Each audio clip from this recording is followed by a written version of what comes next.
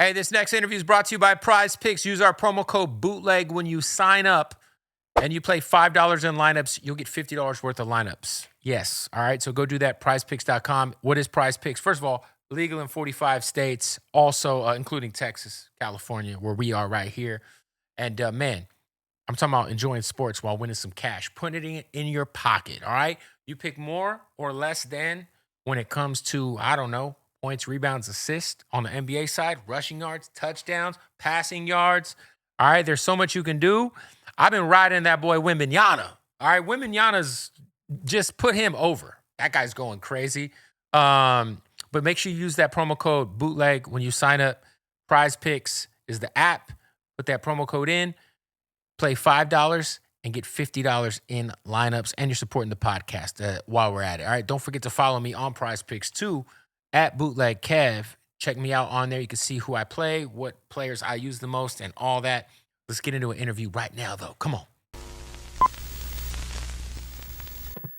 Bootleg Kev podcast, man. We got a special guest in here. One of the greats, Mickey Factz. What's up, Kev?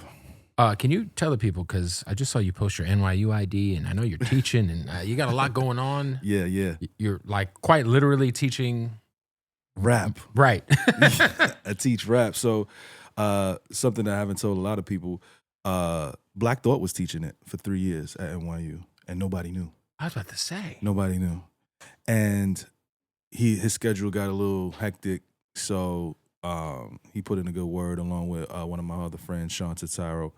So I took over the position. Pause. Wow. And I fly in every Thursday to New York from Atlanta to teach it. Black Thought as a rap teacher is wild. The fact that it hasn't come out, like, if I was a student, I'd be like, yo, y'all have no idea. I walked into class today. Professor Tariq is fucking Black Thought. Yeah. I mean, I feel like if there's anybody, it'd be him. Obviously yourself. I think Lupe could teach a rap class. Which he's doing. Oh, I didn't know that. At Johns Hopkins. Jesus. And MIT. So when you say you're teaching rap, like, what is like a lesson plan for you? Lesson plan right now is fundamentals. So teaching them focal point, which is like the word you use to rhyme, perfect rhyme, slant rhyme, flow, delivery, multisyllabic. And that's just to kind of get the basics down. Then we start looking at other MCs to kind of see what they do so we can identify what they do. And then from there, we start to work on performances and then the intricacies of lyricism and songwriting from that standpoint. That's super sick. So you guys might be like, yo, today we're going to study Eminem. Yes. And then we'll break down what he's doing, how he's doing it, and how he's able to get his thoughts across. What if I don't know if you can share, but what rappers are you going to break down? So I have a list of like 100, right? So I could start. I try to keep it post 2000 from a studying standpoint, and then I like to keep it from an underground standpoint, and then we also study some of the newer artists as well. So you got to think if I'm talking about previously, we're talking Kane, Coogee Rap, right, Rakim, etc. Then you got the J, Nas, Big, the usual suspects, everybody here that's on the wall. And then from a woman's standpoint, Little Kim, Salt and Pepper, etc., etc., etc. And then in this era, we make sure to cover the Rhapsodies, the Cyrocks, the Saha the Princes and the King Loses and those people. And then the newer artists, they have to, they have to present what they see from the newer artists and how they're creating and crafting their stuff, right? So we got the Playboy Cardi stuff. We got some NBA Youngboy stuff. Real quick. Yeah. Playboy Cardi. What's up? So when you are talking about his rapping, yeah, what do you take away from? Like, I just like you and obviously the kids probably love Cardi. The kids love Cardi. Yeah. I just like when it comes like as a rapper, right? Sometimes it's a lot of aura, right? No, it's a lot of vibe. It's very punk rockish. Everything that you're saying is literally what I take away from it. So I say it's more of about a vibe. I feel like Cardi hears a beat, probably gets liquored up, and whatever drugs he's taking, and goes in and says whatever comes to his brain. Do you have any redeeming qualities to give to the students when you hear his music? I think, hey, you guys, this is how he does it, and this is why you should do it. We just learned Jay-Z, but this is what you could take from Playboy Cardi. I think you could pull something from anybody, right? Yeah. And I think that what you can pull from Playboi Carti from that standpoint is melodic rapping, right? He does that at a high level. When you think about, and I say this respectfully, right? When you think about high-level MCs like a Ransom or RJ Payne, Joel Ortiz, any of these, they can't do what Carti do. They just can't do it. Right. And that's like, no, they can't do it because in their brains, it's more about the lyrics and the writing as opposed to the vibe and saying as less words as Well, I think possible. that's why I think Future is one of the greatest of all time. Yes. I agree. Yeah. I think Future, but you got to also look at Future's beginnings. Like he was in the Dungeon I mean, he was a Family. Dungeon Family, yeah. And He's got Dungeon Family still in his arms. still on his arms. He was going by Meathead, pause, and he was sounding like Ludacris when he first came out. I didn't know. See, I haven't dug that deep. I mean, that's why I'm here, bro. That's why you're the teacher. Yes. So he was rapping like Ludacris when he first came out. Then he had to switch it up. And when he found his lane and his groove, then he started to morph into what we love now. Is there a artist that's frustrating as you're a MC's MC, Right. and now you literally teach this? Right. Is there somebody who you get frustrated listening to from the newer generation? No, I don't.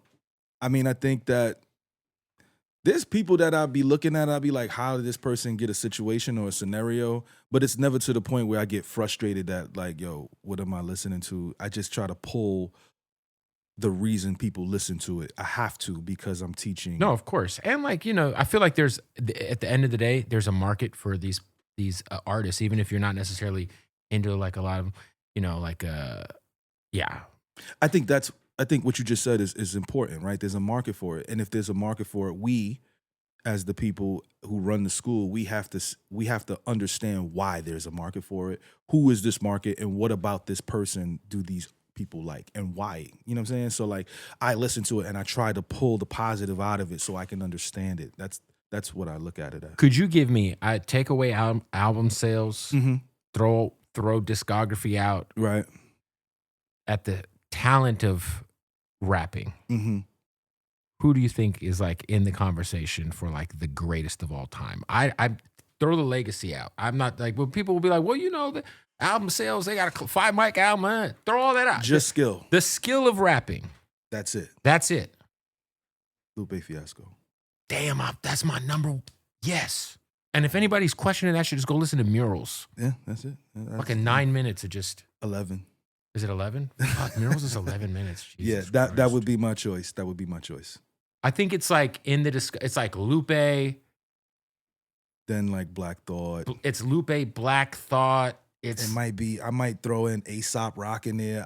Low key. If we talking just skill set, like I think Eminem's up there. Eminem will probably be in there. I would put M there. I'm forgetting somebody and it's gonna bother me. Hold on, my brain's. I don't know, man. I think when I'm not mad at Nas. True. I'm not mad at Nas at all. I think Nas.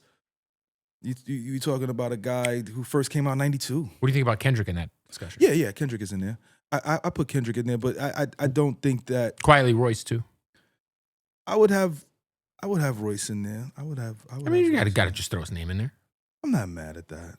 I think if you told me like 3 people, I would probably say Lupe, Black Thought, and then it will probably like the third spot can go to. It can go to a few. Go to a few people. That's but fair. I don't have anybody higher than those 2.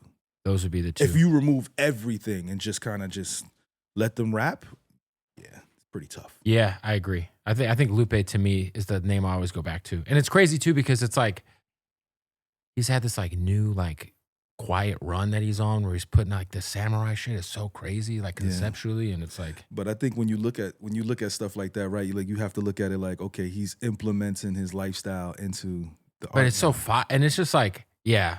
I think Lupe when we talk about the greats is like it's like almost like if Atlantic hadn't like frustrated him so much with the industry and like made him hate it so much. What could have been? The first 2 albums were so crazy. It was a gift and a curse. They saw the success of Superstar and it was like, oh, you did that? Oh, well then maybe you could do this too. Here's a Trey Songz hook. Right. And here's here's all of the stuff that eventually went to B.O.B. And he was probably like, get the fuck out of here. Like, I did this because this was with me and my man and we made it work. Hey, we got to stop the interview to tell you about our good folks, Odd Socks, man. Now, these are the Odd Socks basics, ladies and gentlemen. Now, when I tell you this is a product that every single day I'm alive for the last 5-6 years, I have used are these Odd Socks basics. Now, what Odd Socks is doing is they're kind of reinventing the sock game, if we're being honest, and the underwear game. A lot of times you'll hit Walmart, you'll hit Target, you'll get some socks, you'll get some draws. They're affordable. They end up with holes in them. They don't really feel great. Not Odd Socks, ladies and gentlemen. These Odd Socks basics are the most comfortable socks I've ever had on my feet. Not only that, but they're super affordable. $14.99 for a 6-pack. That's it. Oddsocks.com. And if you don't believe me, Sock check, fool. sock check, fool. Wait, the X is on the other side. There we go. Ah! You see that? Sorry, you had to see those white legs. But it's so dope that, I get to push a product that I use and that I love. So Odd Socks, they got the 6-pack of socks for $14.99 at oddsocks.com. The basics. This is the future of socks, the future of underwear, comfort and affordability. I'm talking about affordability without jeopardizing the quality, because they are the most comfortable socks you'll ever put on your feet, ladies and gents. And the et ceteras. Got to show love to the et ceteras. We like all the stripes on the flag. They're oddsocks.com, man. Much love to my brothers over there. Make sure you get some right now, oddsocks.com. Let's get back to the interview. When you were in because you're quite literally like a foundational member of what we would call blog era rap. Yes. You were probably one of the first names I think I really kind of found online because, for people who don't know, you had kicked off like this weekly thing where you were dropping music every week, which was like new. Yeah, nobody was doing that. After you, Crooked Eye did it? No, so Crooked Eye did Or did Crooked Eye do it? Okay. He did freestyles first in the middle of 2007. So he was doing the weekly shit. The weekly freestyles. Okay. But you were dropping like original songs. I was dropping original songs, started in January, once a week. That shit was unheard of. Did you ever get, because there was like that, the blog era was very interesting because you had like a guy like B.O.B. Mm-hmm. who was like a blog era darling. Yep. And had amazing mixtapes. And for whatever reason, it just felt like he just was like hitting the ceiling at the label or whatever. And then he gets the Bruno Mars record and, yeah, it kind of the trajectory of his career changes. J. Cole's kind of in that same vein too. Yep. Were you ever like, did they ever try to force feed you like, because you had a major deal? Yeah, I was with Jive. Did they try to force feed you like no, I came in there with the singles? Like, yo, we got this hook from... I came in there with those records. Ah. So it was different for me. Were you like at the tail end of Jive existing? Yes.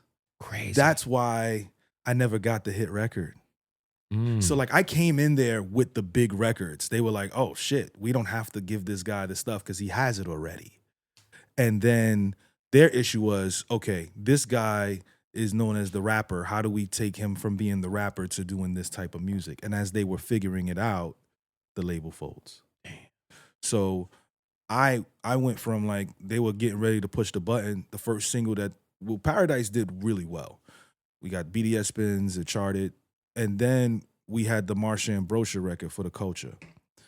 As soon as they were getting ready to impact, the label literally folded. Barry Weiss left.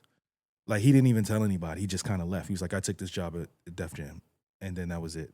One day he was at work at Jive. Next day he was at Def What Jam. year was that? This was 2011. Damn. So you think, okay, I had the records. I sat at, the entire label was defunct.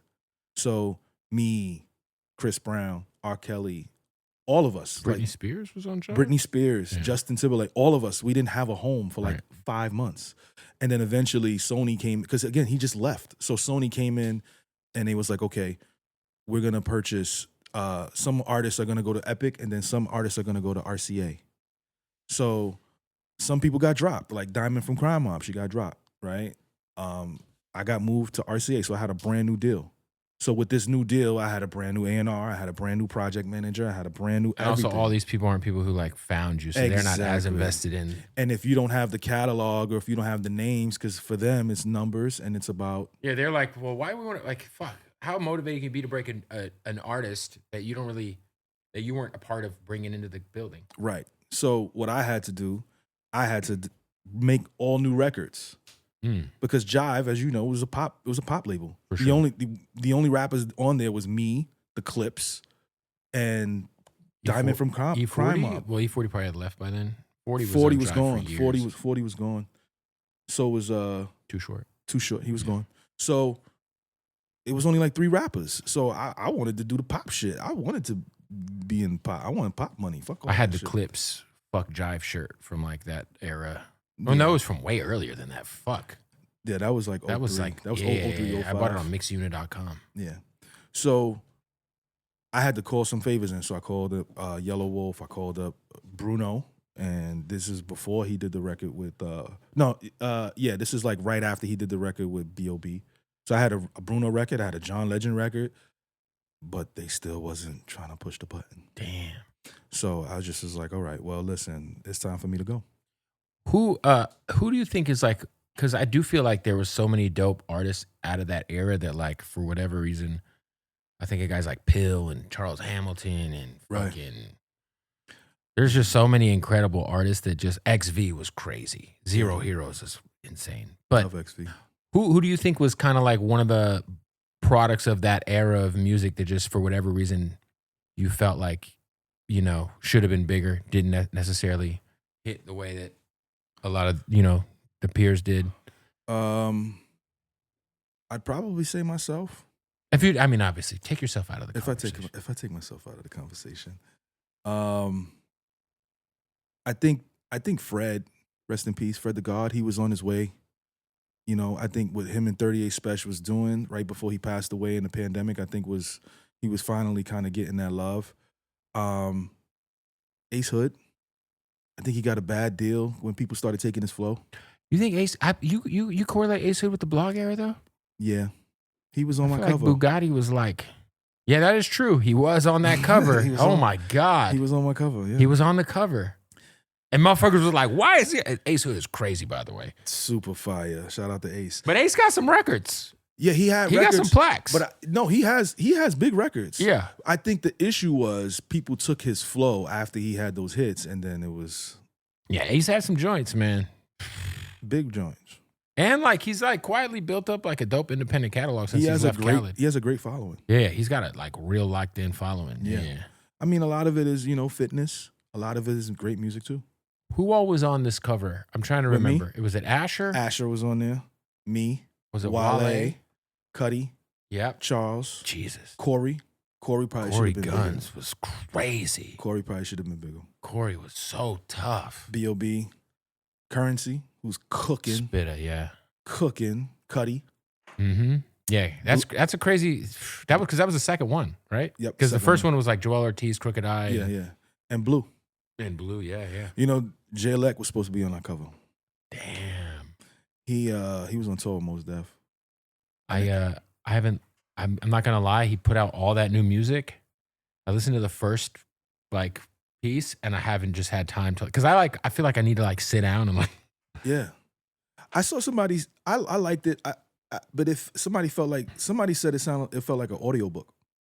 Yeah, I thought it was cool what I heard, but I feel like it's so crazy that a single song, Exhibit C, can be so great that like it damn near like it pushed him into this like shadowy mythical figure of music. Yes, and like the album he dropped, it was like damn near a co-album with Jay-Z. I forget the name of the album. It was cool. The written testimony. Fucking Exhibit. It's like Exhibit C is such a. That was Just Blaze. But you know, Just said that he had an album full of those. Because you know, they did an album together. And it's like, Just, what are you doing, bro? Like, because this is at his height. Because you know, they did Exhibit A. Right. Then they had Exhibit C. And then that same radio station, he played Exhibit B with fucking Mos Def. Listen, man, I wish Just Blaze was making more beats right now. Yeah. He only makes sync beats. Me and Alchemist were talking about this, and he was like, "Yo, if Just really just got focused for like a year, he could just do collab albums." Because Al's kind of showing showing everybody the way right now. I think me and Just had the same. We had the same booking agent for a while. He got into the EDM space. He loves video games. He's a gamer, and he just said, I think he just got tired. He was like, nah. Because I remember after I did the album with Knots, he came to the album release party. He was like, yo, I'm down to do a collab album. And then I never heard from Just again. Yo, man. He's probably my favorite producer ever. He has a collab. Listen to these names he has collab albums with that I know of. That are just sitting on hard drives? J Electronica. He has an Elzai album. Elzai's one of them ones, man. Shout out to Detroit. He has an Elzai album, bro. He's actually another guy that I would actually. He might be in that combo. Yeah, he's in that combo. He might be in that combo we had earlier. Yeah, definitely. I'll put Elzai down. Elzai's great. Damn. Bonk. He has an Elzai album, bro. That's wild. And Just is one of the best producers, ever. Yeah. And he just refuses. Yeah, it's kind of wild. You would think like we'd get like a Just Blaze beat on a Kendrick album or fucking something. I forgot I feel like the last great big Just Blaze beat I could think of was on the Drake album. Was it Tuscan Leather? Didn't he do that? Did he do Tuscan Leather? Am I tripping? He did something on that fucking Blue album. Yo, the last beat that he did was Kirk Franklin and Little Baby. See, I don't want to hear that shit, dog. The beat was unbelievable, though. I want to just hear the beat. That's all I want to hear. I just want to hear the instrumental. The beat was I want to hear Lil Baby on a gospel record. Beat was bonkers. Oh. You know the interesting thing about, so Just gave me a beat, and I put Chilla Jones on it, my guy right here. And the song is called Pendulum, and that's where we started our school, Pendulum Inc. That's crazy. Yes, and we did that. He gave me that beat 2015. Lord Knows is the beat. Lord Knows, that was 2014. No, that was earlier. That wasn't that? That was on 12, Take Care. 2012, 2011. Yeah, 2011. You already know, man. Want to give a shout out to Slap Woods for presenting the podcast. Only papers I smoke, man. Only leafs that we let fly around here on the Bootleg Kept podcast. We just did a crazy pool party with them too. That was insane out here in LA. So shout out to Slap Woods. When I tell you, man, quality, they smoke so good, and they're called Slap Woods because they slap. I know that's like their tagline, but it's also the truth. All right, so look, go follow them at Slap Woods. Make sure you hit their website, and if you're at your local smoke shop, if you're at your local store and you need some papers, get you some Slap Woods. I think pretty soon we are going to do this pretty soon. I want to do a giveaway with some Slap Woods stuff. So be on the lookout for that. We'll be announcing it on the podcast. We're going to be sending out, obviously you got to be of age, sending out a good box of these goodies. Ooh, the sweet banana cigar wraps are fire. Slap Woods, man. Make sure you go show them some love. Slapwoods.com. Follow them on Instagram at Slap Woods. Let's get back to the podcast. Yeah, so you have your own school? I have my own school, yeah. So tell me about that. So last time I was here was 2021? Yeah, so I started the school the next year. Okay. And, it's a school for lyricism. We teach people how to rhyme. We teach them how to flow on beat if they can't. From a foundational skill standpoint, we have a mental health class called Rhymecology. It's my guy back there. We also teach content, how to create content. We have business classes. See, I think that's the shit that is important. Because I feel like you could tell me I'm always like, look, I feel like people could technically learn how to rap, mm-hmm. right? Yeah. But I kind of feel like if you got it, you got it. You know what I'm saying? Like, yes, to an extent. It's like you could technically go and train with a basketball coach, right? But until you have to have the it. That's what you feel. I just feel like. I mean, I think the internet has kind of removed that a little bit. Like you could kind of just be. That is true. I mean, listen, there's a kid named Ian that's horrible, but he has fans. Ian, I like Ian a little bit. I like Ian. I think he's the worst rapper alive. Really? Oh my God, he is horrible. I feel like he has zero redeeming qualities. Isn't he from Cali? I don't know. I sure hope not. What's that fucking Ian kid with all the fucking N's in his name? His His XXL freestyle. By the way, People love it, by the way. So I am a single opinion because apparently he performs it on tour and people sing it. It is the most remedial rapping I've ever heard in my life. I mean, you gotta pull the from St. Louis. Him and Sexy Red. Sexy Red will out rap him under a fucking table, by the way. Yeah, I believe that. But I just want to apologize to the California people to putting him. Yeah, we can't put Ian over here. I mean, if he was from here, he'd be from like Orange County or something, fucking, or from fucking like Palo Alto where they got Tesla factories or some shit. I cannot wait because I'm gonna get the label request to have Ian on, and I'm gonna tell him to his face I think he's the worst rapper alive. He's gonna cook you. I mean, he could cook me like, I'm like, just so you know, my personal opinion, I can't think of a worse rapper. He's going to give you 50 bars. By the way, you got more fans than me. It's all good. They probably ain't got more money than me, but I don't know. Your parents look like they probably got money. But congratulations. Yeah, prove me wrong. Put a beat on. Put a beat on. He'll cook. Let's throw on some shook ones. Oh, he won't cook a goddamn thing. He will cook cereal. That motherfucker will cook ramen noodles and cereal. I'm not mad at Ian. Shout out to Ian. Shout out to you. You're a nice guy. Yeah. I just don't. I don't want to. I'm a dick. I don't want to piss anybody. He's just the one rapper that I've seen like rap, and I was just like, "What is this? What the fuck are we doing here?" The Playboy Cardi shit I get because I feel like the Cardi shit at least is like I feel like because punk rock's kind of. I know there's punk rock bands. I know they exist, but like when I was in high school, punk rock was like a thing that kids were into. They'd wear T-shirts. Right. That shit's kind of out now, so it's like the new punk rock is like Playboy Cardi. Right. I mean. And Destroy Lonely. When I heard the album, I was just like, I wanted him to just tell me where he was at, where he been, because he had just disappeared for so long. I just wanted to hear that, but I don't think we get all that. But the production on the albums, there's some crazy beats on that album. Yeah, I thought he cooked. There's like 7 or 8 joints on the Playboy Cardi album I fuck with.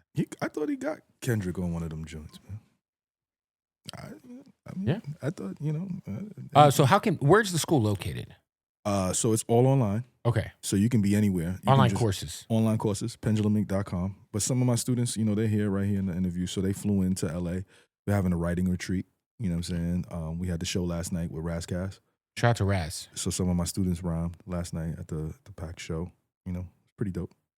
And once a month we have a celebrity guest come in. We got Jadakiss next month. Oh, that's fire. next week, pardon me. Jada, yeah. And hopefully Cam next month. Cam would be crazy. Yeah, I just did a big breakdown on him. Did you? No, I didn't. But it's funny. That was one of the artists I was going to ask you about.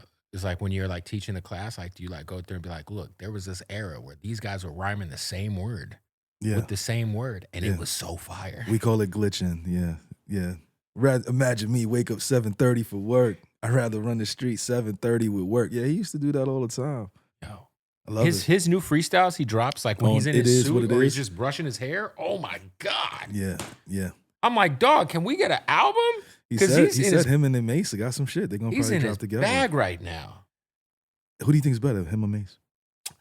I think Cam's better. You think Cam's better than Mace? Yeah. I think Cameron is. I think it's close. I think it might be close. It can go either way. I think Mace is definitely underappreciated and very slept on when we talk about like his like ability of rap. I mean, look, both of them are his ascension was outrageous. And it sucks because it's like Harlem World was so crazy. Double Up had some shit on it. I bought Double Up. Back in the day when you bought albums, you had to find some shit you liked on the albums. Yeah. There was some shit on Double Up that was solid. Harlem World was great. Harlem World was crazy. And then like obviously popping up on like 24 Hours to Live and yeah, he was cooking. Fucking all of the Puff No shit. Way Out album. He was all over No Way Out.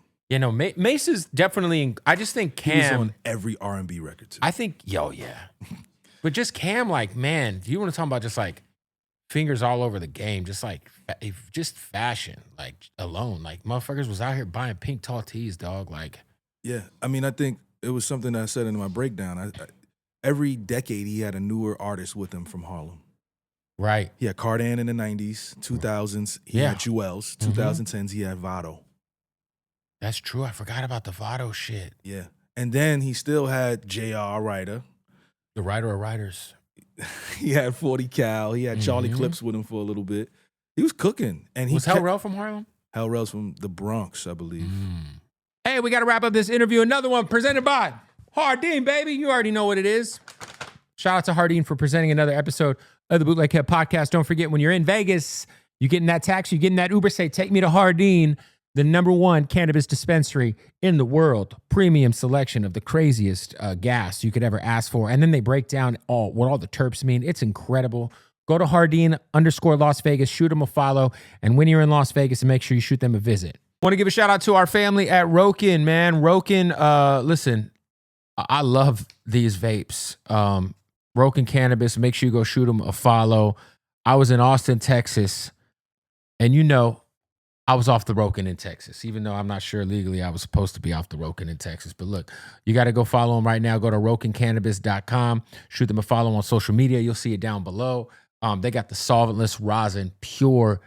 It will melt you in a good way, by the way. All right? So make sure you go shoot them a follow, man. And we only rock with the premium, the best. And when I tell you, Rokin is the best, they've been doing this for so long. And, man, the rosin, the solventless rosin, man, it hits. All right. So they got the disposables, they got the carts. Let's just open one of these up just so y'all can see. These carts are beautiful. All right, we got it open. He fast forwarded. All right. So this is the cart. And then obviously you got your disposable right here. Both of these incredible. Follow them and check them out, rokincannabis.com. Shout out to Hell Rel. I think he's from the Bronx. I saw, JR's doing his thing. Shout out to JR, man. JR been cooking. I think he just got his masters back for his first album. I think. That dropped from Baby Grand? I think so. Baby Grand is the reason why we don't got no stove got. Oh, bro, who did I just have this talk with? I won't even say who we were talking to. No, I can't talk about it. Well, I'll just say this. Whoever I was talking to about this is very, very important. Legend. Okay. And they were talking about how much of a piece of shit the guy who owns Baby Grand is. Can we say his name? Yeah, you would know it. Chuck, yeah. The Chuck guy. I heard he is fucking horrible. Yeah, that's what he did to all JR time Ryder. Worst guys ever. Like, just a piece of shit. Yeah. And is holding, I heard hella people try to buy Stove Got out, and this fool's just a dickhead. West Side offered him money. He was like, no. He's just holding it. He's just. Yo, what's the, because, I think when I was growing up, I remember seeing Baby Grand was the label, like on a bunch of dope albums, but like 2003. Yeah, but fuck that dude, man. Yeah. I mean, the dude, there was two people who were shitting on him. They were pretty important legends. I believe it. And they're like, yeah, that dude's the absolute worst. No, he's black guy too. Short. I figured he was a white dude for sure. Black guy, short. This is you just threw a fucking wrench into the whole thing. I figured it was a white dude. Chubby. A fat, short. I figured a fat, short, white dude. He kind of reminds me of Jerry Heller. But just minus the Zionism. Yeah, you just don't know who he is. But if you was around during the block, he offered a lot of people deals back then. I was like, no, it didn't make sense to me. It just it never made sense to me. I saw somebody said one of the dudes from Rockets is starting some new shit. I don't know. Who? From I think the Murdoch fool. Murdoch? So Rupert Murdoch's son. Rupert Murdoch is who funded Raucous Records. Okay. But somebody had said he's getting into some other label shit. I don't know. But I don't know. I feel like all of those rich lineage folks, like Larry Ellison, his son, everyone's just kind of taking over the world right now. And then you got the Granges running 2 fucking majors. Yeah. Do you remember? Let me ask you this: do you remember Tommy Hilfiger's son? Of course, he was a rapper, right? Yes. Yeah, I remember that. Who's a better rapper, him or fucking Chet Hanks? I think Hilfiger's son for sure. Hilfiger's son, but he was more like singing. I don't know, but I remember he was running. His dad hated that. I'm sure. Yeah, he didn't like it. Can you imagine? He supported it though. Yeah, I'm sure he probably financed it. Yeah, but then he had him running the there was another clothing line that Hilfiger bought outside. Oh, like a secondary, But it was a big one. I can't remember the name of it. Don't let me find out who's running fucking Fat Farm. It was like paper denim or something like that. It probably was paper. I think they bought paper denim and then he was running. It was either paper. It was something else.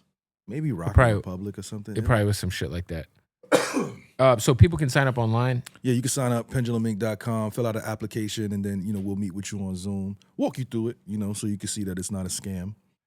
What is, does it take to graduate from this school? You need at least 2 years in the school. You know, you need a year. If you're nice, you need a year at our advanced technique class, and then you need a year with me, and then you graduate, and then we put you in our sync class where we. And then the you. sync class will help people get syncs. Yes, and then we'll help you if you want to put music out. We'll support you in that space as well. Nice. Yeah, I mean, shit. What you're independent? Like, what do you? There's so many different like independent distro agencies now where people. I know a lot of people shit on DistroKid. Yeah. Shout out to DistroKid. There's TuneCore, but I know DistroKid was the first person to do the first company to do splits. Yes, which was important, yeah. And I know a lot of people are doing them. They gave us scholarship money 2 years in a row. Oh, fire! Yeah, so I have nothing bad to say about. Well, I was gonna say, like, is there a distro company you feel like that anybody has access to that is better than the others? I'm always gonna say DistroKid. Yeah, I just think DistroKid's simple. It's very simple. I don't go through them. I have an independent situation with Soul Spasm, but I feel like DistroKid is the perfect space for people. You know what I'm saying? And then if you're trying to go direct to consumer, obviously, even that, Chuck is suing them. Why? Because Stove God put that album on there. Damn, what a piece of shit. He's suing them for copyright infringement. What's up with this Chuck guy? Where's he from? New York? I think he's from New York. If he's not from New York, he's from Houston. One of the two. Chuck the fuck. Okay. I'm not mad at that. Look at my guy cooks. Anyway. All right, so look, we're going to do a separate interview or a separate video, you freestyling, man. I appreciate you pulling up, talking about the school. Thank you for having me up here, man. And if people want to sign up one more time. PendulumInc.com. Fill out an application. Meet with me on Zoom. Let's have a conversation. If someone's absolutely cheeks. Nah, we'll make them better. I'm fucking terrible, though. If you sign up, I'll get you nice in 2 years. But you got to be dead ass, though, Kev. You're not really dead ass. You got all of these studios here. Do you rap? No, fuck no. Oh, then. No, we're just. Do you have rhythm? If you could DJ, that means you can count. So like I understand song. Like I mean, like dude, I have songwriters and artists I work with, so it's like I understand. I've helped with a line here or there. Right. Not cocaine, of course, like a songwriting. Songwriting. Like Yeah, no, I feel like, I mean, I understand like a 16-bar verse, 18-bar, or 8-bar verse, etc. Like, okay, let me ask you this, Kev. If you signed up to the school and we asked you, what kind of rapper would you want to be? What would your answer be? Oh, man. Ian's dad. Yeah. Like, what kind of music would make Ian but the old people version? I don't think you don't need to come to the school to do that, bro. I think you're right. You could just fucking start rapping. Oh, thank you. That's the meanest thing you said on the podcast today, and I appreciate that's how we're going to end it, all right? Mickey Factz.